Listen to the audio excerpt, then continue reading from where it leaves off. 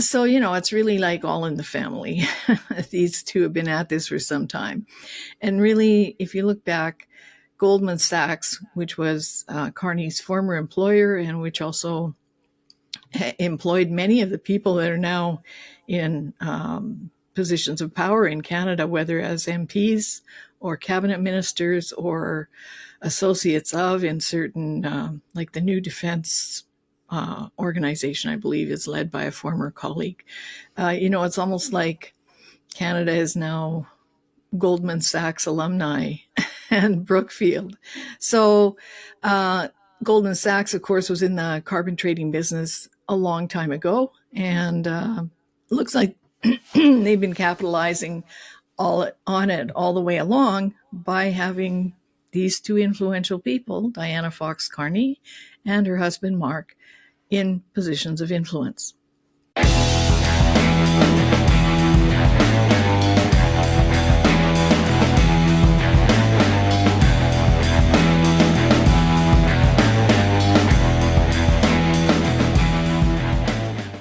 The lovely Michelle Stirling, she returns, the sage from on high, one of my all-time favorite guests. I love you so much, Michelle. How you doing? I'm good. How are you, Jason? Well, I am happy that you're here because every time you are the meanest lady I've ever known. You're the 12 round wonder out there, just jab, cross, just giving it to him. Every time we talk, I walk away and I'm like, how is this all happening? And I try to, I at least think that I'm on top of things. And then you come in and you just drop a million nuclear bombs and walk away and then leave me in the rubble. So Michelle, today we are going to focus on the ladies because they are the ones who get the least amount of attention. There's a lot of talk around Mark Carney and all these other shadowy figures that exist in, Canada's weird, I don't even know what we call it anymore. I wouldn't call it a government, maybe quasi dictatorship, junior dictatorship. I don't know. So, that's going to be our focus today. And I wanted to start our conversation with Diana Carney, our prime minister's wife. I don't know. Do we have a first lady in Canada? I don't know. No, but our prime minister's wife, Diana Carney, and the Eurasia group. I wanted to start there. So, Michelle, take it away, lay it out for us. Who is the Eurasia group and what is Diana Carney's connection to it? Well, she's as I understand it, a contracted employee there, I guess, whether she's on contract or whether she's an actual employee. But what's interesting is that this organization is also where Gerald Butts ended up. And he was formerly he was the Prime Minister's chief of staff, and many people think he largely directed much of the government from behind the scenes. Eurasia Group is quite an influential consultancy. I would say they're quite similar in many ways to McKinsey, probably not with the global reach of McKinsey, but still very influential. And it's interesting that Diana Fox Carney, as she now goes by, back in 2013 in Canada, was with Canada 2020, which is a liberal think tank. And at that time, in 2013, she was advocating for a price on carbon and wrote a whole report about it, which I can send you a copy. You can post it in the links. So, it's really like all in the family. These two have been at this for some time. And really, if you look back, Goldman Sachs, which was Carney's former employer and which also employed many of the people that are now in positions of power in Canada, whether as MPs or cabinet ministers or associates of in certain, like the new defense organization, I believe, is led by a former colleague. It's almost like Canada is now Goldman Sachs alumni and Brookfield. So Goldman Sachs, of course, was in the carbon trading business a long time ago, and looks like they've been capitalizing on it all the way along by having these two influential people, Diana Fox Carney and her husband Mark, in positions of influence. Well, The thing I love most about her story, in the grand irony I see in all of it, is that this is such a weird detail, but she's the daughter of British pig farmers, and if you've ever read the book Animal Farm, then you'll see the irony in that. Yeah, there is something there, isn't there? Yeah. So did you have more to add on that, Michelle? Well, yeah, it's interesting. Parker Gallant did a whole thing about how she was part and parcel of the Ottawa climate plan. And there's a whole video online about it as well. And they're spending a fortune in Ottawa, just like in Calgary. So you wonder where these consultants come from. And I believe at the time she was working with Eurasia Group already. So the thing is that, these are like behind the scenes influencers who have access to the highest levels of government, and yet appear as sort of,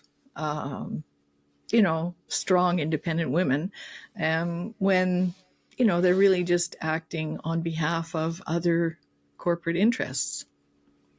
And what is Eurasia Group specifically? Is it an environmental group, or is that just kind of one branch of what they do? And that's just one branch of what they do, as far as I know. I'm not really an expert on Eurasia Group. Michelle pulling up the documents as we see. I love it when you do this every single time. You pull it up right. Well, right I don't. Yeah, I think you probably should cut this part out, because I'm not really. It says that they're a highly talented, diverse, and motivated people. So, always just like with the general statements, right? We are a diverse, equitable, and inclusive group of people focused on global activities. Like, it's always so ambiguous, right? Like the descriptions. Okay, we can move on from this. The reason why it was founded in 1998 by Ian Bremmer. Okay. Based out of a cubicle in the World Policy Institute in New York City, and grew into a company with offices on 4 continents, providing insight for the world's top corporations and financial institutes.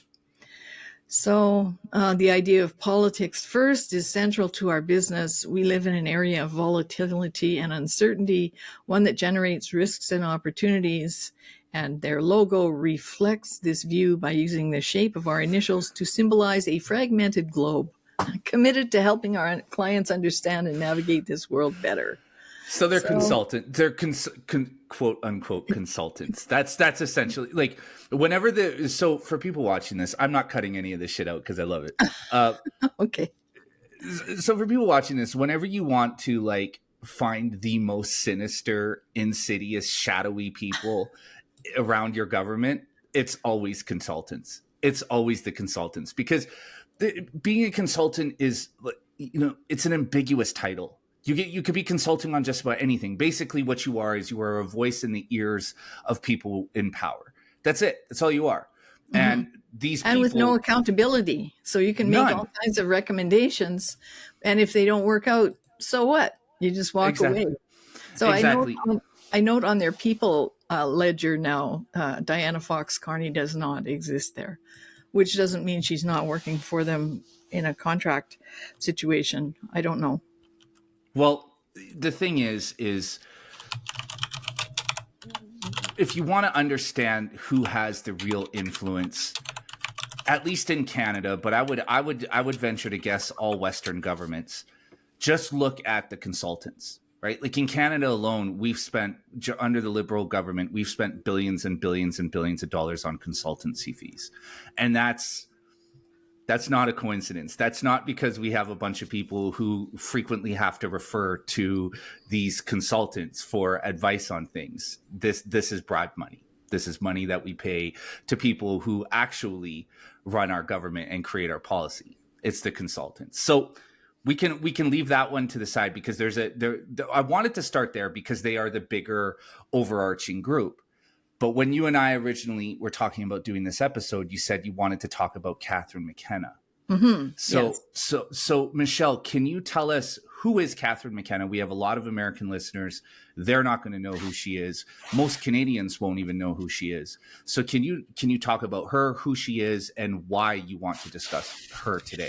Well, I think most Canadians will know this familiar face. She has a new book out. So Catherine McKenna was our former Minister of Environment and Climate Change, Canada. And it's a very good book. I would recommend people who are interested in politics read it because, she gives a very good background on what it takes to get elected. And she certainly did the groundwork, worked very hard. She reminds us over and over again that she always wanted to be an Olympian. So she approaches everything with that kind of Olympic training goal in mind, which is great if you're in sports or reaching certain business objectives, but it doesn't really work with climate change. Anyway, what's interesting is, it was actually about 10 years ago, I think last week, didn't Justin Trudeau tweet about how sunny ways brought, wonderful things to Canada 10 years ago when they were elected? Well, she was elected then, and within about a week of being elected and appointed cabinet minister in charge of environment and climate change, she was off to COP21 in Paris. And it was interesting, in 2017, she spoke to the Calgary Chamber, and I wrote a whole op-ed about it, but I called it Chamber of Horrors, because at the Chamber conference, or at the Chamber presentation, she said, I was elected, and then I was sent off to COP21 to negotiate the Paris Agreement. And you know what? I didn't even know what a COP was. Well, it means Conference of the Parties, but you could sort of feel everybody in the room at the Chamber, most of whom are very conscious of energy policies and how they affect our economy. You could feel everyone in the room just kind of go, gut wrench. You what? Yeah. So, and then she said to all of us gathered there, so I went off, I negotiated the treaty and came back, and then the rubber had to hit the road. So she, as a neophyte, went to the Paris conference, knew nothing. She said she'd always been in favor of climate activism, and that's partly why she got involved in politics. That's what she says in her book. But that doesn't mean that she knows anything about climate science. So she went off to the Paris Agreement, negotiated for the more stringent target of 1.5 degrees Celsius that we're all supposed to keep our emissions under, or reduce our emissions to keep the temperature rise under that. And then treats it like, well, the rubber has to hit the road. Here, guys, I made this agreement knowing nothing about climate science. Now it's up to you to meet these ridiculous, absurd targets that will crater all of your industries and bankrupt millions of Canadians, which is exactly what happened. And I'm going to treat it like it's an Olympic training schedule. Just the rubber has to hit the road. So a lot of people have forgotten about her because she's been off the radar for some time until this book. But she went on to be infrastructure minister, where something like, I think it was $187 billion worth of infrastructure monies went missing and could not be accounted for in her view. I think the claim was that there were third-party contract issues that didn't allow for the reporting on where that money went, which is absurd, of course. Then she went on to become part of the UN high-level expert group on climate reporting and net zero. So she issued a report called Integrity Matters, which requires corporations, or that's the demand, that corporations must do mandatory carbon emissions reporting, and that ultimately they must not reach net zero. Net zero implies that, okay, we still have emissions, but we bought offsets, so we're equal now. No, absolute zero. That's her plan.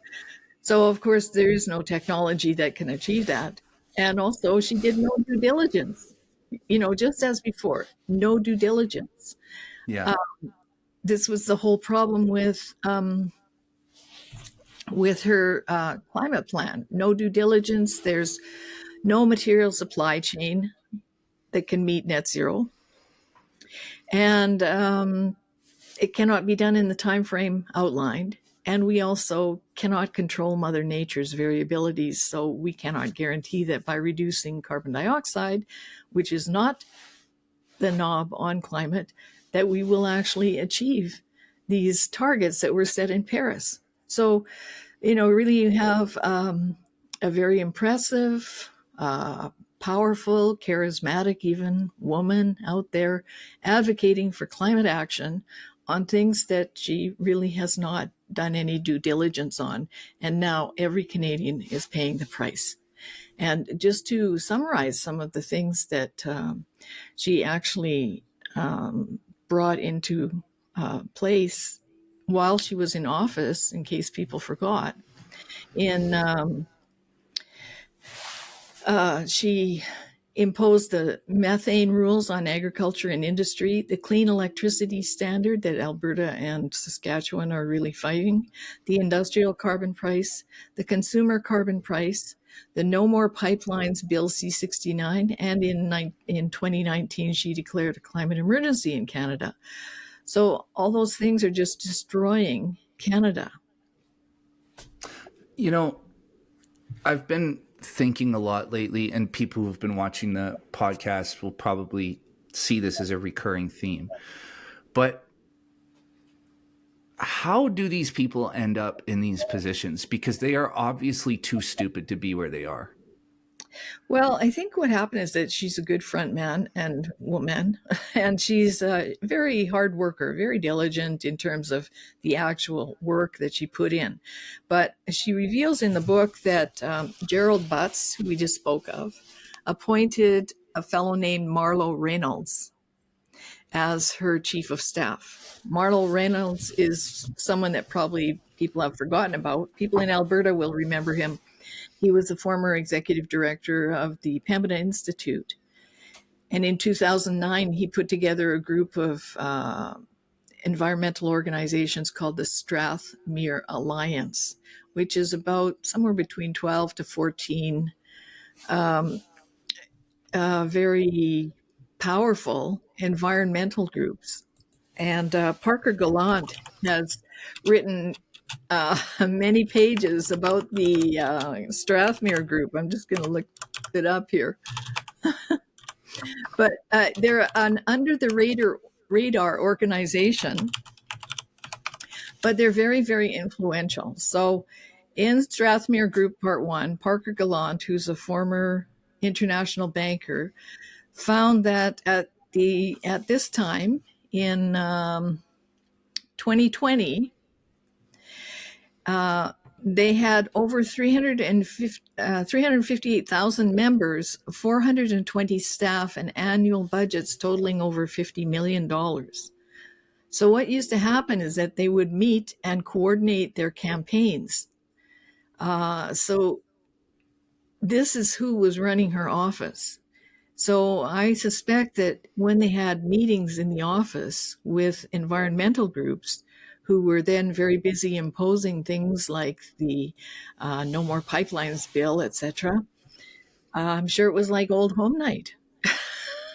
This wasn't people coming to lobby the government. This was people coming to implement the policies that they'd talked about years ago. So, and Michelle, like again, this just going back to where we originally started, like it makes me wonder, like how much of what we're seeing happen in our country is the product of, people that we've elected to represent us, and how much is a product of consultants and outside influences who are the shadows behind the shadows. Like how deep does this go? How far down the rabbit hole do we have to go to find the source of all this bad policy? Like that's because every time we talk about somebody, it's like, well, then this person was, went to this conference or is part of this circle, and then this circle is involved in this. And it's like, well, then are the people that we elect, are they just fronts for something bigger? Or like how is this? I mean, obviously we know the answer to that question, but like, how far does that rabbit hole go? What are these circles of influence, and how are they getting to these people? Well, I would say that you're right. For instance, if you look on the Boothroyd ad agency site, you find that the Strathmere Group is one of their clients. And they state on their site, in 2014, we planned and facilitated the Toronto Skills Building Workshop, Campaigns and Communications 2014, where directors from Canada's 12 leading environmental organizations, so that's the Strathmere Alliance that was set up by Marlo Reynolds, who was a chief of staff originally for Catherine McKenna. That happened in 2015. So I'm talking now about 2014, the Strathmere Alliance, under the direction of or coordination of Boothroyd Ad Agency. So the directors from Canada's 12 leading environmental organizations learned from leading market researchers, journalists, organizers, and agreed to work on shared frames and messages in advance of the 2015 federal election. Yeah. So, and now we know that the media is, pretty much entirely, the mainstream media is funded by the federal government. So all these people in 2014 agreed to work on shared frames and messaging. Like, that's not how the media is supposed to work. Right. Like, you can have a skills building workshop and teach people ideas, but you'll notice in the media, they will always call on somebody like from Greenpeace or Environmental Defense Fund or whoever. They never call us, except when they call us deniers, but they'll never call us to comment. So they're never presenting a balanced image. And obviously, this kind of coordinated effort has had an effect on our democracy that really has not been delved into and cannot be measured. Even if you look at Friends of Science Society, we have a series of reports. We call them our green reports. One is called Money Matters, Dark Green Money, Big Green Money, and the Green Titanic. And they progressively show the infiltration of these groups into government. Most of them are funded by government to a very big degree. They're funded by you, the taxpayer, because many of them are charities that are tax subsidized. And then you can even see how they're affecting freedom of speech, and also how they are able to direct funds in and out of political parties or political activities. And we're talking about huge amounts of money. Let me just get the exact numbers right, but it's something like Money Matters. Like, it's an astounding amount of money and power that they have that people are simply not aware of. So between 2000 and 2018, the combined revenues of the top 40 ENGOs and their law counterparts was almost 11.4 billion. And the revenues received by the environmental groups and their enviro law counterparts over that period was 18 times the revenues received by all federal political parties, and over 27 times the revenues received by market-oriented institutes. So, Fraser Institute, Right. Yeah. those kind of people. So, these are huge sums of money that the public's not even aware of. And I think also when MacDonald Laurier Institute just put out a report on this similar topic. And they noted that the funding for environmental groups after the 2015 election went up something like 300%. It's just astounding, absurd. Yeah. And, I doubt that Justin Trudeau has much legitimate concern for the environment. So, again, going back to the original question, is like, who is earmarking and embezzling is the correct word for this, billions and billions of dollars. And see, the thing is I've become desensitized to some of this myself. So I know for the viewer, you guys probably feel the same way. The word billions gets thrown around so often that it's like 18 billion, 25 billion, 3 billion, 2 billion. And we're like, oh shit, well, that's our tax dollars. But like we have to, I think, refocus ourselves on these numbers, because billions is that's a lot. That's a Mhm. lot. Yeah. It's a lot. I mean, we're talking money that could go to infrastructure. We're talking money that could go into education. We're talking about money that could, I mean, immeasurably change the country Mhm. for the better, for thousands of years into the future. And this money is just being siphoned off into these ENGOs, disappearing into the vapor. I mean, Mhm. what was the number you said earlier with Catherine McKenna? What was it? 187 billion that disappeared? Yeah. Yeah, I think that's what the number is, yeah. And wasn't she the lady who was caught on video saying that if you say the lie enough times, it becomes true? Yeah. Yeah. That's true. Like, Yeah. See, and so, at that point, she was she was infrastructure minister. So she had shifted, and she talks about that a bit in her book as well. How infrastructure is climate, like everything is climate. I mean, and one of the ironies too, she is in her book and also in her public statement, she's frequently going on and on about the fact that people called her Climate Barbie. And it was Sheila Gunn Reid of Rebel News who nicknamed her that. And then Gary Ritz, who at that time was Jerry Ritz, who was at that time was, I think, agriculture shadow minister from Saskatchewan. He used it in a tweet, and that really infuriated her. But the thing is, in the climate world, they all call themselves climate something. Like her best buddy in the climate world on Twitter calls herself Climate Morgan, Jennifer Morgan of Greenpeace, right? right. Bill McGibbon is known as Climate Bill. We had a consultant come here from the UK that the NDP paid for when they were in power, called Climate George Marshall, who considers himself a missionary for climate. So in the Mhm. climate world, this is very common, and it's a source of pride. Their identity is so attached to climate change issues that they actually adopt it as part of their name. Another fellow is Peter Kalmus, who is a climate scientist with NASA's JPL lab or something to that effect.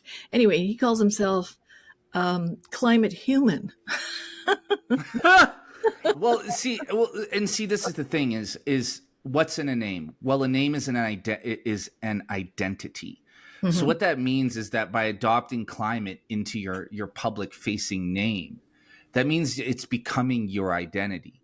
Right. And to be perfectly honest with you, Catherine McKenna, from the interviews that I've seen her in, she is so vapid and narcissistic that I would imagine she secretly loved the Climate Barbie name, because it alluded to, um, uh, uh, well, I would say a delusion of being more attractive than she is, right? Well, I But think the irony is that she herself, she kind of did it to herself, because there are tweets all over the internet showing her on her bike in her high heels riding to her office. Well, her riding was Ottawa Center, so she could ride her bike to the office. She rode her bike in winter. She's riding her bike around Denmark and saying, everybody should be like Denmark. Well, Denmark is so tiny. There's no place inside Denmark that's further than, I think, about 68 kilometers from the sea. So, yeah, yeah, ride your bike all over Denmark and have a good time. But we're talking Canada. So I'm sorry, yeah, I'm not riding my bike to work. I'm not. In yeah. winter, I'm not. Well, I would place a hefty bet on the fact that she, when the cameras are off and the photo ops are gone, she's sitting in the In the back seat limo. of of some Ford Explorer, right? But I mean, you and we touch on this a lot in our conversations, Michelle, but I can't stress this enough. I mean, just the sheer hypocrisy and emptiness of Yeah. these people. Like it's, and again, this has been a recurring theme in the last few episodes of this podcast, but these people are so mind-numbingly stupid that it's like I was talking to Bruce Party the other day about Bill C9, Mm-hmm. and I spoke to John Carpe about it, John Carpe from the JCCF, and in Bill C9 there's a direct reference to swastikas and SS insignias, right? Mm-hmm. And to me, that jumps out. I read the bill myself and it jumped out at me because I'm like, of course. It's the only frame of reference to these people have to anything bad ever happening in history. They know nothing about the Third Reich, or, I mean, even if you asked them when World War II began and when it ended, they wouldn't be able to answer. They just reference that because it's the most recognizable symbol of hate. Mm-hmm. Right. But they don't know. And that's the part that scares me. What's really freaking me out right now is how fucking stupid these people are, and how we cannot manage to get anybody with half a brain into our parliament to turn the thing around. Well, it's difficult because, as you see, the more conservative point of view, the more rational and grounded cost-benefit point of view that would be represented by more conservative candidates is blocked by this huge amount of money and foot soldiers on that side. And speaking of women, if I could just switch now Yeah, to let's go. to Senior Deputy Governor of the Bank of Canada, Carolyn Rogers. And speaking of kind of vapid comments, about a year ago, she gave a presentation in Halifax, I think it was. She said, it's time to break the glass, and, Canadians have to be more productive, and we got to get together and get going here, make our Elbows economy. up, all the catchphrases, right? Yeah. Well, that was before elbows up, right? Yeah. So, but in fact, so on October the 9th, she gave another kind of rah-rah speech about productivity and how, we could, if companies were a bit more productive, then we could that would counter a lot of the impact of tariffs. But in fact, it's Bank of Canada policy, which is stemming from the task force on climate-related disclosures, that's helping to dampen the productivity in Canada. And one of the examples we give in an open letter that we just published is that the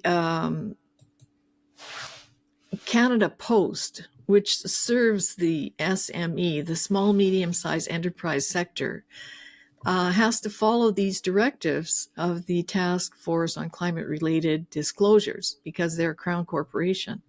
So if you can imagine, Canada Post was already in financial trouble.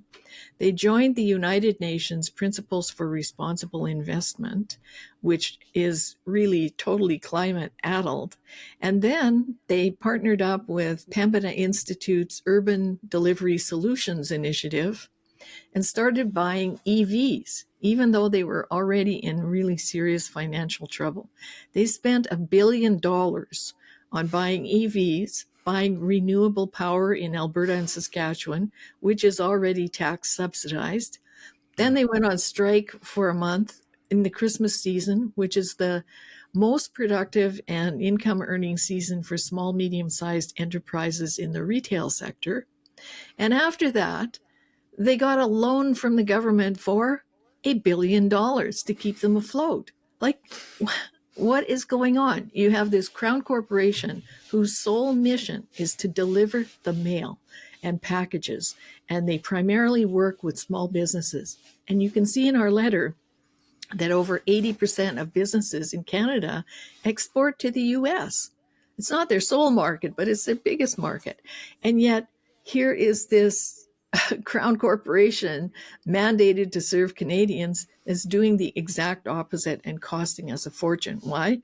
Because of their climate activism, and their climate activism stems from Bank of Canada and the TCFD disclosure program. It's absurd. Okay. So okay. So they were given $1 billion. Well, they were mandated to purchase $1 billion in electric vehicles. No, they weren't mandated to purchase that. They made that choice. Okay, so let's just say this: they made the choice to purchase $1 billion in electric vehicles after renewable power. After joining a UN organization that is very steeped in climate activism. So they chose to buy these electric vehicles and renewable power. That's and renewable power. which look, for people watching, why is this important? Because again, this is more like billions of dollars disappearing, evaporating into the atmosphere. If you've ever been to Canada, Americans, it gets cold here during the winter, man. Super cold. It's pretty cold. And electric vehicles, batteries. So, for example, I live in Alberta. Michelle, you live in Alberta as well. If you don't have a garage during the wintertime, you have to put a block heater in your car and plug it into an outside outlet so that your battery doesn't die overnight, because there's a strong chance that it will. So imagine having an entire fleet of postal trucks that are all battery powered, that majority of which are parked outside overnight without block heaters. What do you think happens? Right. Yeah, it's crazy. I think they were hybrids, to be clear. I think they were hybrids, but nonetheless, and they're advocating for putting solar panels on the roof of all Canadian Post outlets, to install EV chargers at Canada Post outlets, as a community service. I mean, these cost upwards of $20,000 to $100,000 each. It's absurd. Deliver the mail. Right. Well, we're not even getting mail. We're not even getting mail right now. The Postal Service is on strike again. I haven't had mail in rotating strikes, right, rotating strikes. I haven't had mail in months. And don't get me wrong, I'm not mad about that, because all I get anymore is flyers for shit that I don't care about. I don't eat at Pizza Hut. I don't need Pizza Hut coupons. But the point is that nothing, Michelle, I know we're running out of time here because you got to run, but it's like nothing works in this country. Like, we're on this podcast, we're talking about really high level, high view things. And now we're talking about the fucking Postal Service. This should be something that just operates. It shouldn't even be something that enters the discussion at any time, right? It should be like the road, something that just works, right? Right. And, I guess, the real bone I have to pick with Carolyn Rogers, I mean, she's a bank governor, for heaven's sake. Doesn't she know these facts? How can you go to people who are, many of them businesses that are on the brink of disaster, and say, well, be more productive?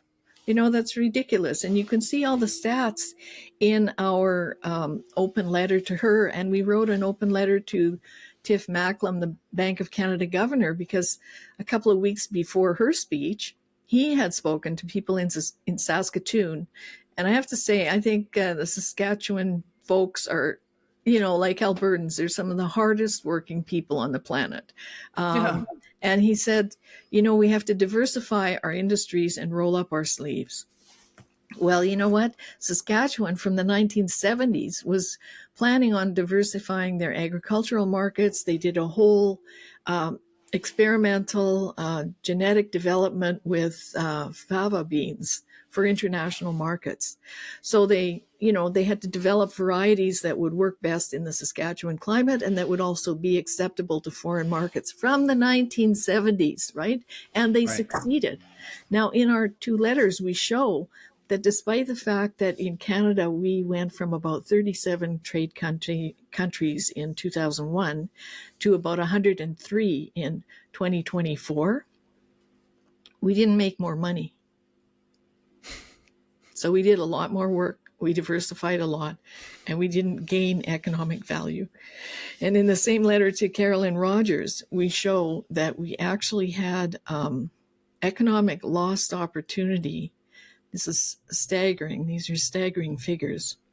Economic lost opportunity, the cumulative prosperity opportunity loss of US $1.741 trillion between 2015 and 2025. And that's based on the cancellation of Keystone XL, which was largely participated in by various Indigenous and environmental groups in Canada, although under the radar. Northern Gateway, which was canceled by Trudeau as an election promise. Energy East, which was withdrawn from market by the proponent, largely because Quebec is so anti-pipeline. And TMX, Trans Mountain Expansion Project, which did go ahead, but it went ahead with many delays and went way over budget. So US $1.74 trillion economic opportunity loss. from 2015 to 2025. And that's trillion. Guys, I know that these are just words to us at this point, but trillion. Yeah. Right? Like we are in Canada. There was this huge controversy that has since kind of dulled down and disappeared over the fact that our government is posting, what was it, like a $60 billion deficit for this year? Yeah. Now we're talking a trillion. So multiply that by what? 100? Right? Like this is the point. The point is that we're getting lost in these words. Billions, trillions, 187 billion disappears. Do you know what 187 billion could do for this country? Do you know what $1 trillion in lost profits? Do you know what that could do for? That could change everything overnight. It could change everything in the right hands. But And to ahead, think Michelle. that all the small and medium-sized enterprises especially, and I focus on them especially, they're carrying the burden of all these losses and all these payouts to all these tax subsidized this, that, and the other. They're carrying that burden. And then these financial economists who are in charge of the Bank of Canada tell people to, roll up your sleeves, be more productive, and, just press on. Well, that's diversify. Right. That's what they're saying. Be more productive in our way. We want more diversity, more equity, more inclusion. Make your horse-drawn carts move faster. Make your wooden wheels spin more powerfully. Like they don't have any fucking answers because these people are either too stupid to understand how any of this stuff works, or they're so steeped in ideology that they can't see beyond that. Or they're just gaslighting. They're just gaslighting the little people. They know there's no real solution. They know they're part of the problem, but they're not going to talk about that. And when anyone raises it, well, how about those climate policies? Oh, you're a denier. Robert Lyman did an estimate that the cost of climate policies between 2020 and 2030, based on, I think it was Carbon Tracker, it's called, is $476 billion. And, that there's like these 400 entangled climate regulations at federal, provincial, and municipal levels. No one's ever audited them to see if they're effective in any way. And even if we met all of our climate targets in Canada, by 2100, the reduction in warming for our part would be 7 thousandths of a degree Celsius. 7 thousandths. But this is the thing, right? Is that it's funny because I talk to American journalists and podcast hosts quite a bit, right? Mm-hmm. And the big thing in the U.S. right now, of course, you have these No Kings protests and these, the Antifa issue is heavy in the minds of or heavy in American discourse right now, right? Mm-hmm. But for the most part, I think most Americans feel that they are returning back to some form of normality, like some form of rational thought, like common belief. Whereas, and so they talk to me and they're like, yeah, things are finally getting back to normal. I'm like, you should come to Canada, man. Like we're going woke. We're going fucking all the way to Stalin. We're going full woke. We're going deep into the darkness. We are drifting off into sea.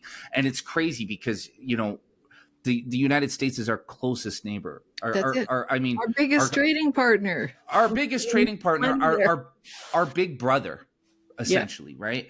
Yeah. And we're watching them turn their economy around. Sure, they have problems, but they're on the economic upswing.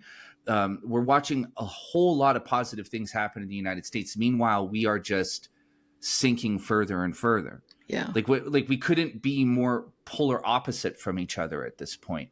And when you confront people like this fucking idiot at the Bank of Canada, sorry, that's me saying it, not Michelle, their answer is always, well, America, Trump is mean, tariffs. Yeah. They did something mean to us. And it's like, okay, let's put that aside. How do we fix this? Well, we can't because Trump. Yeah, well, they actually called it economic patriotism. That elbows up is economic patriotism. And it's like, no, it's not. It's economic suicide. I have this vision in my head where we are like up to like our eyebrows in water and we're Yeah. just holding our elbows out of the water, you know? That's Like we're about just it. it's crazy to me, Michelle. So before we get out of here, because I know you got to go, Michelle, can you just really can you give us a little bit of background on this lady? Who is she and where is she from? Do you know anything about her at all? Carolyn Rogers. Yeah. Oh, well, she's been in all kinds of senior positions. She was with OSFI, which is the Office of the Superintendent of Financial Institutions, and she sits on various boards related to very high-level banking issues. And I believe an economist by training. But honestly, uh, all of the stats that are represented by various graphs and maps and stuff in our report come from reliable sources. Like they don't they ever look at StatsCan, so because it's all there. But I think when ordinary people see the information in our two open letters, and we also have a short video explainer about it too for people who prefer to watch that rather than read. It's on our YouTube channel, also on our blog. There's a compilation on our blog of all of these. Then you see, well, wait a minute, how come all these people who are in charge of banking in Canada don't know this or aren't talking about it? And instead they're coming up with these idiotic platitudes of economic patriotism and roll up your sleeves and, just be more productive and let's have a little bit more competition and that'll fix it. It's totally absurd. And like in one of our letters, we also asked the Bank of Canada, like they've never recognized the tar sands campaign against Canada. Yeah. I mean, this multi-decadal green trade war against Canada, and all they can blab about is Trump, and yet this trade war decimated the lives of thousands, hundreds of thousands of people, particularly in Alberta and Saskatchewan. People were committing suicide, their businesses falling apart, their marriages falling apart. And these clowns are telling us, roll up your sleeve, elbows up, and but be that's more productive. It. So but that's it's it. very infuriating. Anyway, I do have to go. Yeah, it's just incredibly superficial. It's just all slogans and catchphrases. It means nothing. And meanwhile, there is a very real consequence to this, as you just outlined. People are committing suicide. I'm in Alberta right now, and the devastation it's hard to watch. It's hard to watch people lose their entire lives. And I'm not going to lie to you. I feel kind of lucky that I somehow launched this podcast and took further steps in my writing career right before the fucking lightning bolt hit us, because I'd be in the same exact place as these people right now. And there are real consequences to this, and we're laughing because these people are so fucking stupid, but their stupidity are ruining people's lives. That's it. Yeah. And that's it. So Michelle, I know you got to run. Before you go, Can you tell everybody where they can find you? Oh, yes. friendsofscience.org. And we're online. We're on YouTube. We're on Rumble. We're all over the place. Twitter, X, LinkedIn. So please do look up our material and feel free to join us, become a member, support us, donate, whatever you can do to help us out. Please do so. We're just trying to bring rational, factual, evidence-based climate science and energy information to the public. And for everybody watching, Friends of Science is linked below. The YouTube channel, go watch it, subscribe. I still get high and watch it all the time. I've been toying with the idea of, I don't know if I should say this publicly, I might have to cut this out, but I've been toying with the idea of creating a network. And if I ever do create one, Michelle is our on-the-ground reporter because she is the fucking best. Michelle, thank you. I love you. I love you. I love you. I love you so much. And I hope that we can get back together sometime soon and do a longer episode. But for now, thank you so much. Okay, thank you.